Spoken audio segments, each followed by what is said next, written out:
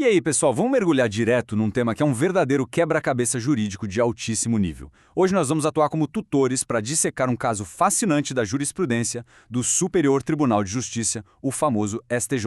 Nós vamos focar especificamente na execução de títulos de crédito e num conceito que é a base do direito empresarial, o princípio da cartularidade. A nossa ideia aqui é desvendar como as cortes superiores lidam com as exceções à regra usando as mesmíssimas palavras das decisões para guiar o nosso raciocínio. Então, bora começar essa análise passo a passo.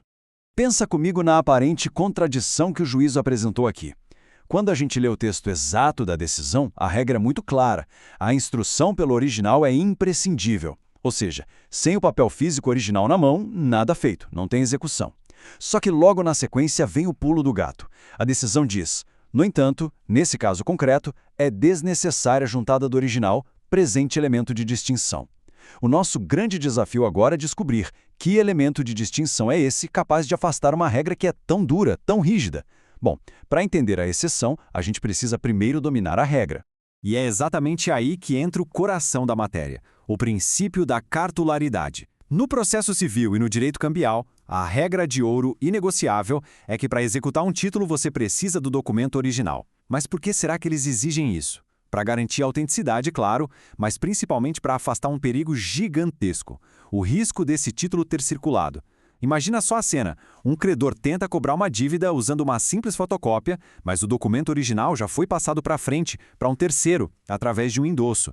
O devedor acabaria sendo cobrado 2 vezes pela mesma dívida. Ninguém quer isso, né? Então exigir o original é literalmente uma trava de segurança do sistema jurídico. Agora que a gente já entende a regra geral, vamos avançar. Qual seria essa peculiaridade, esse tal elemento de distinção que fez o STJ abrir mão do documento original? A gente tem 5 caminhos possíveis na mesa, formando um verdadeiro labirinto mental. Seria a opção A, um título não à ordem, mas necessariamente nominativo? A opção B, nominativo com cláusula proibitiva de endosso? A opção C, puramente causal? A opção D, causal com proibição de endosso?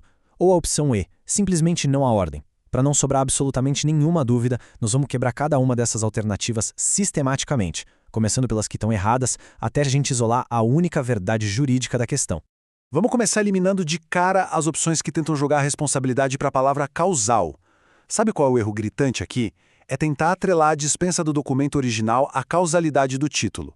Gente, um título causal, como uma duplicada mercantil que nasce vinculada a uma nota fiscal, continua com total capacidade de circular no mercado via endosso. O fato de ser um título causal não impede de jeito nenhum a transferência dele para terceiros. E a lógica é simples: se o título ainda pode circular livremente por aí, o perigo daquela cobrança dupla que a gente falou continua intacto. Por isso, nessas hipóteses, o STJ vai, com toda certeza, exigir o documento original. Esquece a causalidade para esse fim.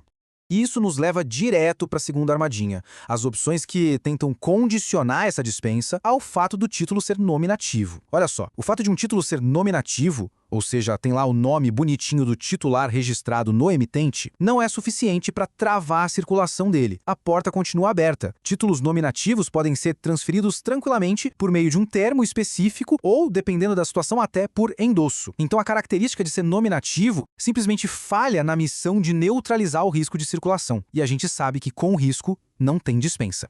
Para a gente matar essa charada de vez, o segredo é entender a diferença mecânica entre 2 cláusulas importantíssimas. De um lado, a gente tem a cláusula à ordem, que é o motor dos títulos de crédito tradicionais. É ela que permite aquela circulação cambial rápida e dinâmica, passando o título de mão em mão pelo endosso. Mas, por outro lado, quando o título traz expressa a cláusula não à ordem, a história muda completamente. Essa cláusula, pessoal, funciona como um cadeado blindado. Ela trava a circulação cambial. O título não pode mais ser endossado e só pode ser transferido se seguir todas aquelas regras super lentas e rígidas da seção civil de crédito. E é por isso que a gente chega à peça final e vencedora da nossa análise. A alternativa E, não à ordem. A simples presença dessa cláusula é a única resposta que encaixa como uma luva na lógica do STJ.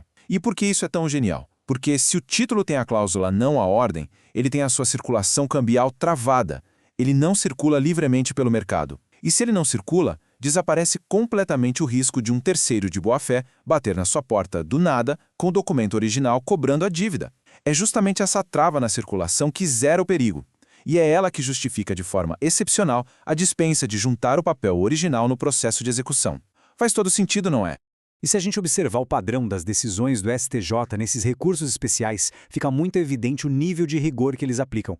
A Corte Superior não é de flexibilizar regras básicas sem ter uma garantia absoluta. O STJ exige certeza. Eles só vão autorizar que a execução aconteça por uma cópia simples, dispensando o original, quando for rigorosamente provado que o título não circulou e que ele tem uma trava que o impede de circular. Não é uma exceção dada de bandeja, é uma análise técnica purinha feita para garantir a segurança do devedor contra qualquer chance de cobrança dupla ou abusiva. Para fechar nossa análise de hoje, eu quero deixar uma provocação para a gente refletir. Hoje, nós dissecamos como uma simples cláusula escrita resolve um baita problema físico em cima do documento original. Mas o mundo está voando, né? Com as transações corporativas cada vez mais digitais, operando em sistemas eletrônicos e até registros em blockchain, até quando será que a exigência de um papel físico vai sobreviver? Será que, num futuro muito próximo, as novas decisões do STJ vão acabar transformando o princípio da cartularidade numa verdadeira relíquia do passado? É algo para se pensar, com certeza. Pessoal, espero que essa Masterclass tenha deixado tudo muito mais claro para vocês. Até a próxima!